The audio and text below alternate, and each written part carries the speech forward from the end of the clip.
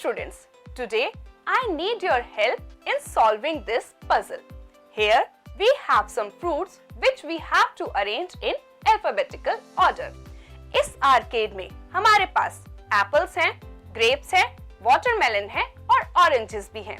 तो हम सबसे पहले क्या लगाएंगे? हम सबसे पहले एप्पल्स को अरेंज कर देंगे बिकॉज अल्फाबेट्स में ए सबसे पहले आता है। अब बच गए वाटरमेलन, ऑरेंजेस और ग्रेप्स। अब हम अरेंज कर देते हैं ग्रेप्स को because G, O and W से पहले आता है। अब वाटरमेलन एंड ऑरेंजेस में से सबसे पहले क्या आएगा? ऑरेंजेस आएंगे ना बिकॉज O, W से पहले आता है।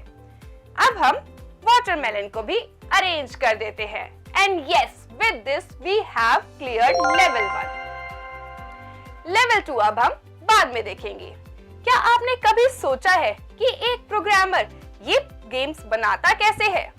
इन गेम्स को बनाने के लिए हमेशा एक प्रोग्रामर को लॉजिक बिल्ड करना पड़ता है। आपको ये तो पता ही होगा कि प्रोग्रामर्स को काफी सारे प्रोग्राम्स बनाने पड़ते हैं, जैसे कि sorting, searching, finding out the shortest path and many more. I am sure कि आप में से भी काफी बच्चे कोडर या प्रोग्रामर बनना चाहते होंगे। बट क्या आपने कभी सोचा है कि प्रोग्रामिंग करने से पहले एक प्रोग्रामर को क्या-क्या स्टेप्स फॉलो करने पड़ते हैं? चलिए हम इन स्टेप्स को देख लेते हैं। सबसे पहले वी डिजाइन एन एल्गोरिथम।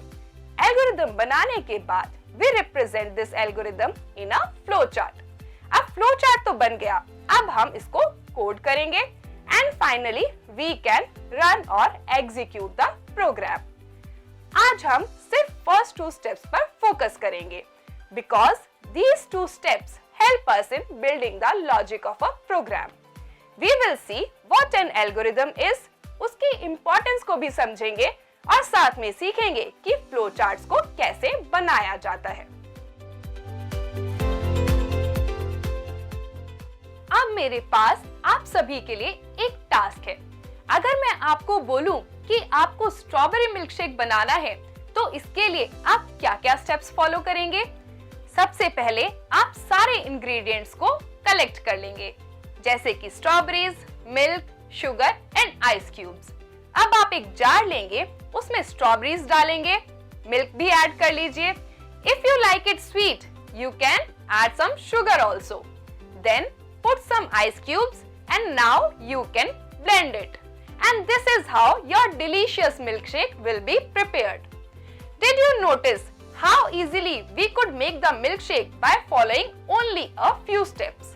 अब सोचिए अगर आपने इन्हीं स्टेप्स को आगे पीछे कर दिया होता, जैसे कि इंग्रेडिएंट्स कलेक्ट करने के बाद आपने जार लिया, उसके अंदर आपने मिल्क डाला, आइस क्यूब्स भी डाल दिए, अब आप इसको ब्लेंड कर देते हैं और बाद में स्ट्रॉबेरीज और शुगर डाल देते हैं, तो क्या आपका मिल्कशेक रेडी हो पाता?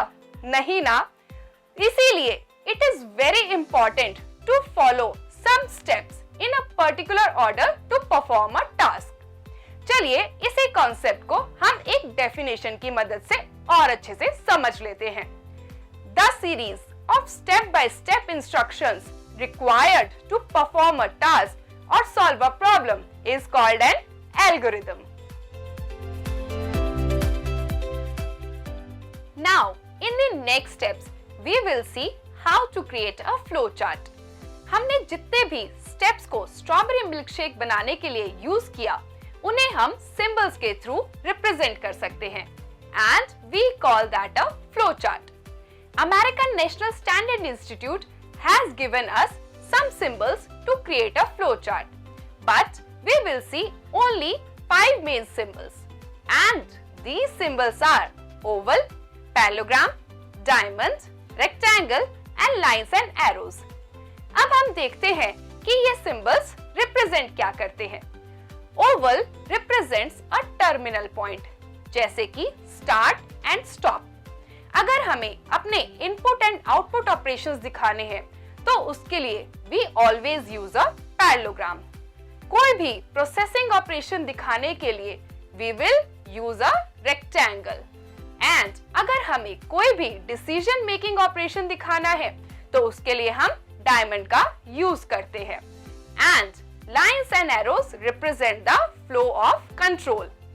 चलिए अब हम अपने स्ट्रॉबेरी मिल्क शेक के एल्गोरिदम को फ्लो चार्ट में रिप्रेजेंट कर देते हैं।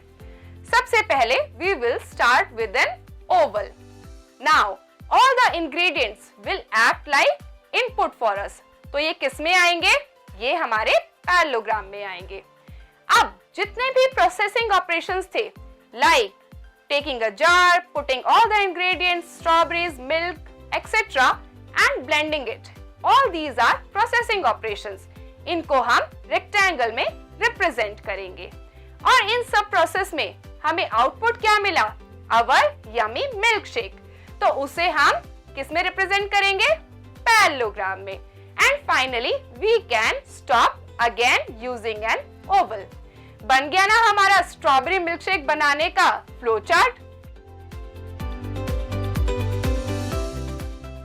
आज हमने सीखा कि कैसे एल्गोरिदम्स एंड फ्लो चार्ट बनाए जाते हैं।